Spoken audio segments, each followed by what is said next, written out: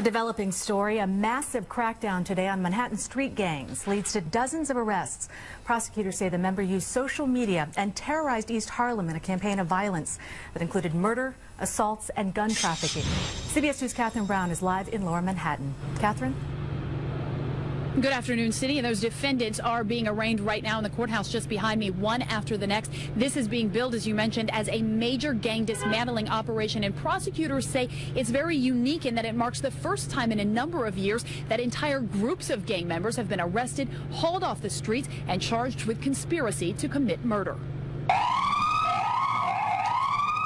NYPD gang officers rounded up dozens of alleged gang members in what's being called one of the largest gang takedowns in Manhattan history. In essence, we are taking the lion's share, we hope and believe, of the violent players off the streets of East Harlem at one time. Prosecutors say over the last 4 years, 3 of the city's most violent gangs have terrorized East Harlem.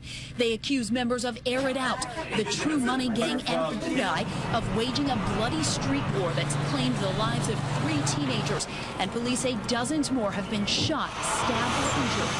And just last Sunday, a 16-year-old gang member was the victim of a non-fatal stabbing in front of the Johnson houses. Police say the 2009 fatal shooting of a member of Air It Out set off a deadly chain of revenge shootings. Prosecutors have leveled indictments against 63 alleged gang members. Dozens are charged with first-degree conspiracy to commit murder. This isn't motivation by money. They were conspiring to commit violence for the sake of violence. Prosecutors say alleged gang members outlined plans to shoot and kill rival gang members on social media, using Facebook, Twitter, and text messages to plot their kills.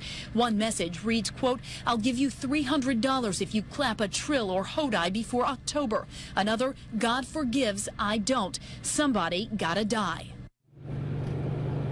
The violence primarily took place in and around 3 housing projects. Police say instilling a culture of fear in thousands of people who live there. They say that with today's dismantling, they believe the streets will be safer, though prosecutors admit there are still dozens, around 40 or so people believed to be members of these gangs that are still on the streets they were unable to bring charges against. That's the very latest live in Lower Manhattan. I'm Catherine Brown, CBS 2 News. More fallout in the